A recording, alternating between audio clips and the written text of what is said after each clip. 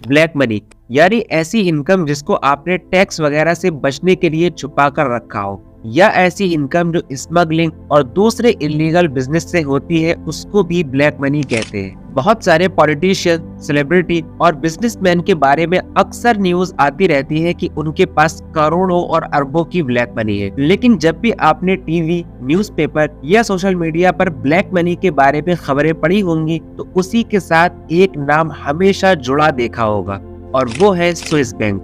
नीरव मोदी और विजय माल्या से लेकर के ललित मोदी और मेहुल चोकसी तक, ये वो लोग हैं जो हजारों करोड़ों रुपए का चूना भारतीय जनता और यहाँ की बैंकों को लगाकर रातों रात देश छोड़कर फरार हो गए। अब भारत में या तो इनके बिजनेसेस बंद हो चुके हैं या उनको सरकार ने नीलाम कर दिया है। तो आखिर इतना एक्सपेंसिव लाइफस्टाइल ये लोग कैसे अफोर्ड कर रहे हैं?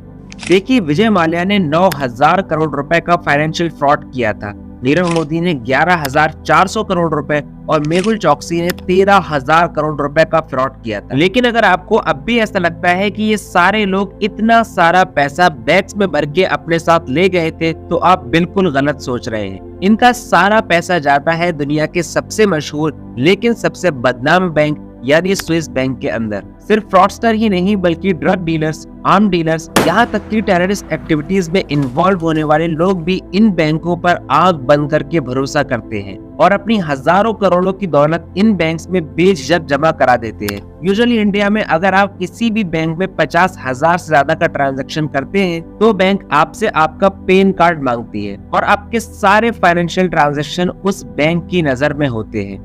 और ये सारी बैंक्स वक्त आने पर आपके फाइनेंशियल ट्रांजैक्शन का डेटा और आपकी डिटेल्स गवर्नमेंट्स के साथ शेयर कर देती है। लेकिन आखिर कैसे स्विस बैंक का कोई भी अकाउंट होल्डर गवर्नमेंट की नजर में नहीं आ पाता? आखिर क्यों भारत की सरकार स्विस गवर्नमेंट से बात करके वहां पर मौजूद सारे भारतीयों के अकाउंट्स बंद करके उनकी ब्लैक मनी इंडिया में नहीं ला सकती? ये सारे सवाल ऐसे हैं जो आपके दिमाग में भी घूमते होंगे। तो आज की इस वीडियो में आप ब्लैक मनी की इस दुनिया को अंदर से जान पाओगे, क्योंकि आप देख रहे हैं इनलाइटेंड लड़का। और पिछले महीने एक खबर आई थी कि स्विस बैंकों में भारतीयों का पैसा 50% बढ़कर 7,000 करोड़ रुपए हो गया। इस बैंक में जमा भारतीय धन पिछले साल के मुकाबले 50% बढ़ा। कोरोना संकट में जहां आम लोग पाई पाई को मोहताज हो रहे हैं, वहीं स्विस बैंक में भारतीयों का पैसा तिगुना हो गया। दोस्तों, बचपन से हम सुनते आए हैं कि इंडिया का हजारों करोड़ों का अमाउंट स्विट्जरलैंड की बैंक्स में जमा है और हर आने वाली गवर्नमेंट वादा करती है कि उस पैसे को भारत वापस लाया जाएगा। लेकिन ऐसा होता नहीं है। ये देश खूबसूरत पहाड़ियों और नदियों के अलावा एक और चीज के लिए ज्यादा फेमस है और वो है यहाँ की बैंक्स। लेकिन आखिर दुनिया भर के फ्रॉडस्टर इसी कंट्री की बैंक्स में अपना पैसा क्यों जमा करवाते हैं? तो उसकी वजह है यहाँ का सीक्रेसी कल्चर। ये बैंक किसी भी कंडीशन में किसी भी इंडिविजुअल, गवर्नमेंट या टैक्स एजेंसी को अपने अकाउंट होल्डर की कोई भी इंफॉर्मेशन नहीं देती है।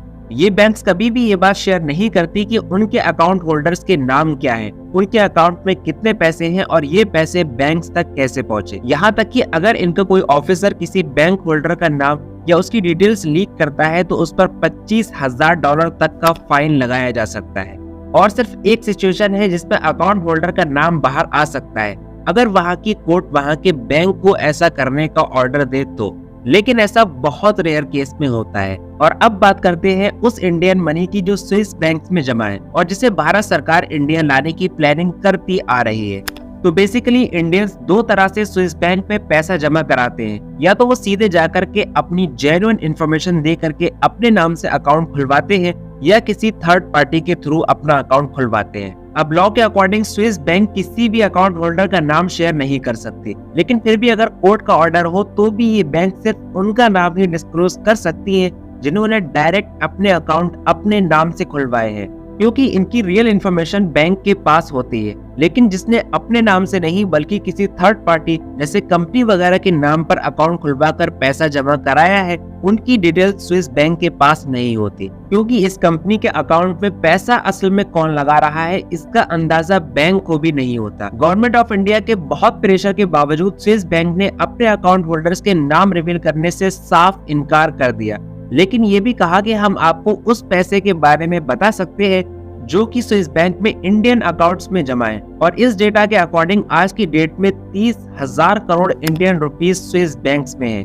यही वजह है कि भारत ही नहीं बल्कि दुनिया भर के फ्रॉडस्टर और स्मगलर्स के लिए स्विस बैंक जन्नत की तरह है। आम अकाउंट के अलावा स्विस बैंक में एक सीक्रेट अकाउंट भी होता है और अक्सर ब्लैक मनी के लिए इसी सीक्रेट अकाउंट का यूज किया जाता है। जब कोई इंसान ये सीक्रेट अकाउंट खोलता है तो उसे एक सीक्रेट कोड दिया जाता है। अब ये कोड उसकी पहचान बन जाता है। यहाँ तक कि बैंक स्टेटमेंट में भी उसकी डिटेल्स की जगह ये कोड लिखा होता है। ये अकाउंट खुलवाने के लिए आपको $1 लाख यानी लगभग 82 लाख इंडियन रुपीस देने होते हैं। सीक्रेट बैंकिंग का ये बिजनेस इतना ज्यादा बड़ा है कि स्विट्जरलैंड के सिर्फ एक बैंक यानी UBS में जमा किया गया अमाउंट इंडिया की GDP से भी ज्यादा है। वैसे भी स्विट्जरलैंड किसी भी पॉलिटिकल कॉन्फ्लिक्ट का हिस्सा नहीं बनता, इसलिए यहाँ पर माहौल बहुत शांत रहता है, जिसकी वजह से यहाँ की करेंसी और इकोनॉमी दोनों स्टेबल रहती है। क्योंकि अक्सर फ्रॉडस्टर अपना पैसा डायरेक्टली बैंक में जमा नहीं कराते, बल्कि उनको कई बार कई देशों में घुमा फिराकर स्विस बैंक में किसी तीसरे बंदे